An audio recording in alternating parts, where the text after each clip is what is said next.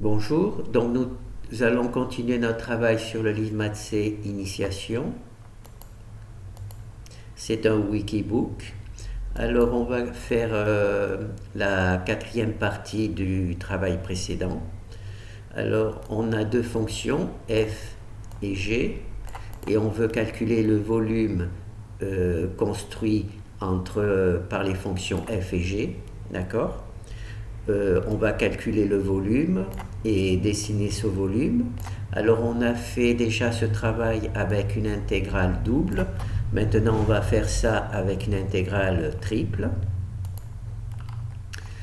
Alors on va sélectionner notre bibliothèque. Alors vous rappelez, hein, notre bibliothèque on l'a téléchargée une seule fois dans un répertoire qui s'appelle cbiblio. Donc on va récupérer ce répertoire. Ça on l'a fait une fois pour toutes. Alors on récupère ce répertoire, on l'installe et là on va marquer C01, on va changer le nom. Voilà. Alors la première chose que l'on va faire c'est tester notre bibliothèque, voir si elle fonctionne. Alors on a un exemple test. Voilà. Donc là ça marche. Alors donc là c'est la partie où l'on a sélectionné la bibliothèque. Donc là c'est fait, hein, ça nous évite de trop copier des fichiers à plusieurs reprises. Donc nous, ce que l'on veut, c'est donc calculer une intégrale triple pour calculer le volume entre ces deux équations. Donc on va aller dans Analyse. Alors on a déjà fait pour les intégrales triples le calcul entre le volume sous la fonction, entre la fonction et... Enfin oui, le volume sous la fonction. Donc on va partir de ce travail. Alors toute cette partie-là est déjà téléchargée dans la bibliothèque que l'on vient, de mettre là. Donc nous, la seule chose que l'on va faire, c'est sélectionner le fichier xhfile,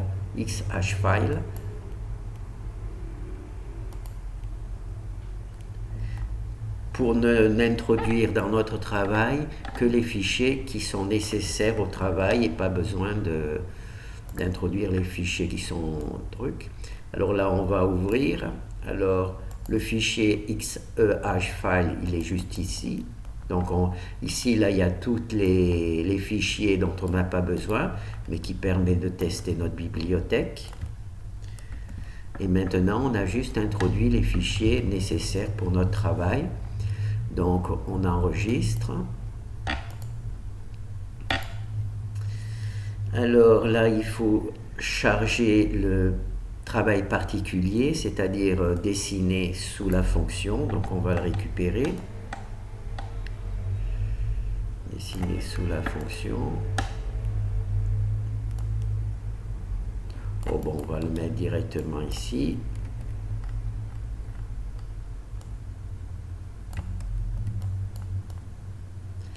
Enregistrer sous truc. Alors étant donné que là c'est le travail qui était dessiner le volume sous la fonction f, donc maintenant nous allons dessiner le volume entre la fonction f et g. On va simplement changer le nom de ce fichier, on va l'appeler f et g. Voilà, entre f et g. Et on va changer aussi le nom de la fonction, donc là c'est le nom du fichier, on va l'appeler f et g. Voilà. Donc là c'est bon, jusque là tout va bien. Alors comme on a changé le nom ici, il faut rappeler le fichier hfile pour en changer le nom du fichier que l'on vient de mettre. Voilà.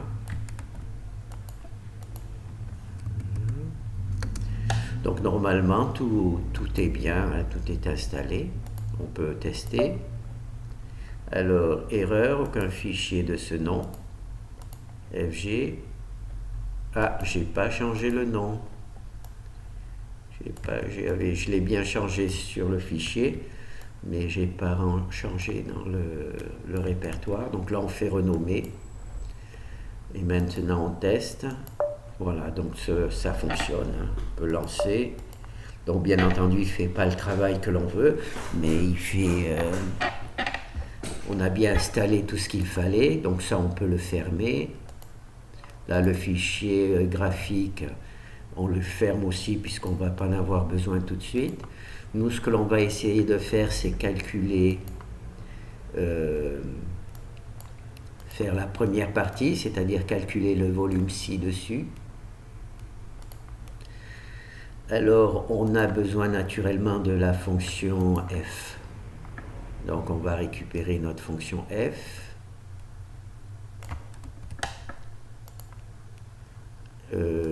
Ouvrir, je vais prendre un fichier H, n'importe lequel, par exemple celui-là.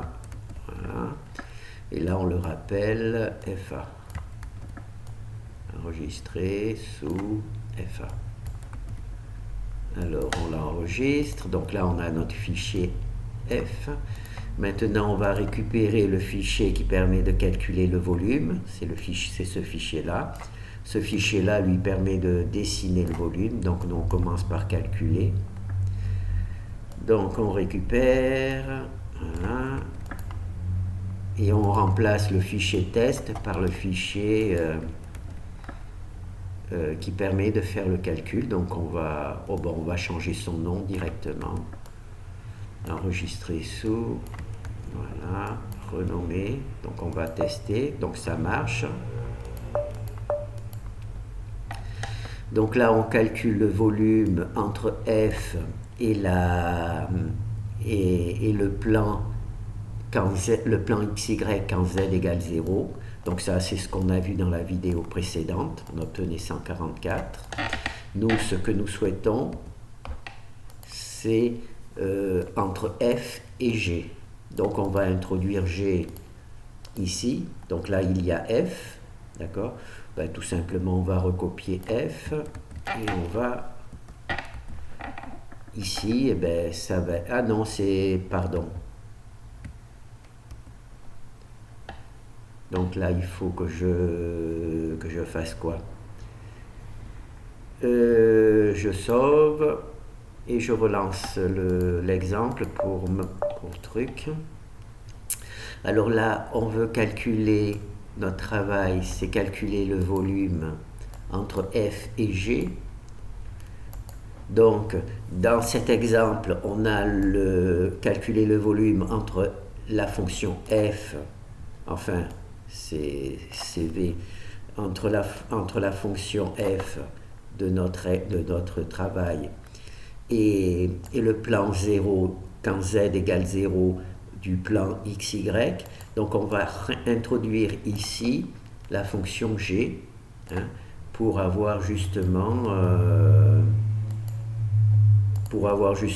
cette valeur-là. Bon, normalement on dit toujours F et G, mais bien entendu elles vont avoir un autre nom. Alors ici la fonction F que j'ai présentée ici, en fait elle s'appelle VZ, d'accord, c'est VZ, et donc la fonction G va s'appeler, donc je la récupère ici, UZ, d'accord, il y aura VZ qui se trouve ici, et il va y avoir UZ qui se trouvera ici. Donc UZ c'est ici, alors on remplace UZ par sa valeur. Voilà. On vérifie qu'on a bien mis la chaîne de caractères et la fonction, donc là c'est bon. Et ben c'est peut-être déjà terminé. On a déjà terminé le travail. Donc là j'ai installé ici. Ah, il faut rajouter aussi la fonction ici. Non, c'est F, donc c'est U qu'il faut rajouter ici. Ah, peut-être même pas. puisque c'est fait automatiquement normalement. Donc c'est bon, on va voir si c'est fait automatiquement. Et oui, c'est fait automatiquement. On a déjà calculé notre intégrale. D'accord? C'est 288. C'est le même résultat que l'on a obtenu avec l'intégrale double. Vous voyez, c'est assez rapide. Hein? Avec l'intégrale double, alors calculer le volume entre deux fonctions. Donc là, calculer le volume entre deux fonctions. Alors c'est ici qu'on travaille avec une intégrale double. Alors pour l'intégrale double, c'était comme ça qu'elle était construite. Hein. Je ne sais pas si on peut agrandir un peu. Voilà. Voilà. Pour l'intégrale double, c'était construit de cette manière. C'est pour ça que j'ai gardé f. Voilà. C'est pour ça que j'ai gardé f et g, l'idée de f et g, parce que dans l'intégrale double, j'ai gardé f et g. D'accord? Alors la présentation, l'intégrale double, le volume à calculer est introduit ici, dans cette partie-là, alors que dans l'intégrale triple, le volume, il est à calculer, il est installé ici. D'accord? Et ici, il y a 1, ça... On mettra ici une valeur, par exemple, une fonction de densité qui permettra, par exemple, de calculer la densité, la masse de ce volume. D'accord? Donc, ici, ces deux intégrales, l'intégrale double et l'intégrale triple, donnent exactement le même résultat. Hein? Alors, ici, on fait f moins g, d'accord, pour calculer l'intégrale double. Et ici, le f, on le met ici, dans la troisième partie. Là, il y a première partie, deuxième intégrale, troisième intégrale, dans la troisième intégrale. Voilà. Et on obtient bien le même résultat de 188, de 188. Voilà. Donc vous voyez, c'est assez facile. Donc l'idée de ce travail, c'est bien entendu d'avoir une collection d'exemples qui nous permettent de résoudre numériquement un travail. Alors maintenant, je vais essayer de diminuer. Voilà, diminuer la taille. Donc, il y a toute la partie symbolique, la partie mathématique, on ne peut pas le faire en langage C. Donc, nous, on va juste faire des vérifications, des calculs numériques. Donc, il nous faut des fichiers très rapides comme celui-là, où on avait déjà l'intégrale triple, calculer le volume sous la fonction. On a vu qu'en quelques minutes, on a pu calculer le volume sous la fonction, entre deux fonctions. D'ailleurs, je vais le rajouter, bien entendu. Alors là, on a vu le calcul, comment ça s'appelle, pour calculer le volume. Maintenant, la deuxième partie, ça consiste à dessiner ce volume. Donc là, on va simplement réutiliser le fichier, puisque c'est le même volume, de l'intégrale double. Donc l'intégrale double, volume entre ces deux fonctions. Donc on va récupérer ce fichier-là. Bon, il n'y a peut-être même pas besoin de le copier. Ah si, on est obligé, bien sûr. Donc, ouvrir. Alors, le fichier K truc qui se trouve ici, je vais le remplacer ici. Voilà. Et donc là, il s'appelle bien FG, KFG, donc c'est bon. Donc on sauve. Et maintenant, il nous faut récupérer le fichier, dessiner le volume. Voilà, dessiner le volume.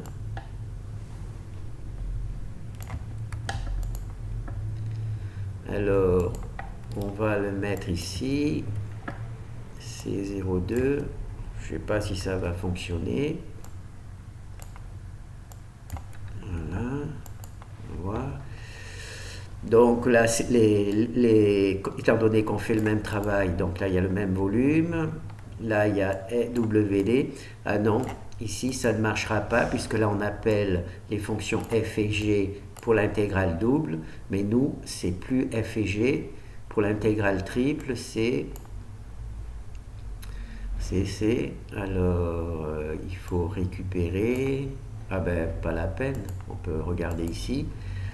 C'est entre VZ et UZ. D'accord? Entre VZ et UZ. Donc on va récupérer. Ah non, c'est les fonctions, les chaînes de caractères. Donc c'est V et U. Voilà, donc on va remplacer ici V et U. Voilà. Ben, c'est la seule chose que l'on va changer. Alors V ici, V ici et U ici.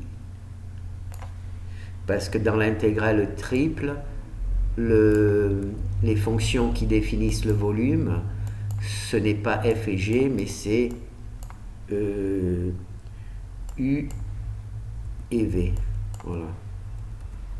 Puisqu'elles font partie des bornes de l'intégrale interne. Voilà.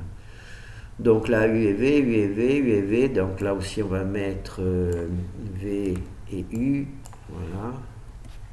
V et U, V et U, V et U. Bon, ben normalement, ça devrait fonctionner. Et voilà, facial error, voilà. Ici, on va mettre un A. Alors là, vous vous rappelez, hein, j'ai eu dans la vidéo précédente, j'ai eu des difficultés à trouver ce fichier parce qu'il était il était caché dans toute cette liste.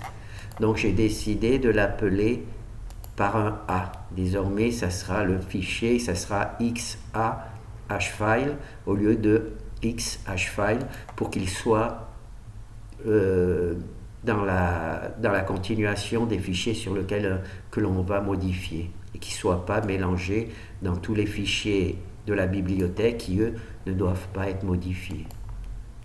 Donc là, il y a un petit truc différent, donc on y va. Voilà. Alors, donc là, on va le volume entre U et V, hein, calculer enfin, dessiner, compute, non, là c'est plutôt dessiner le volume entre trucs, donc là il va falloir corriger. Bon, ben on va draw, oh là ça fait un peu trop.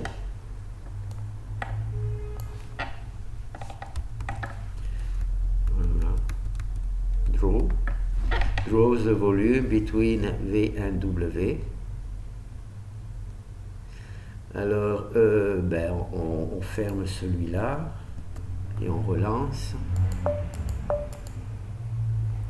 Voilà, draw the volume entre nos deux fonctions. Donc, on va vérifier si on obtient bien le bon truc.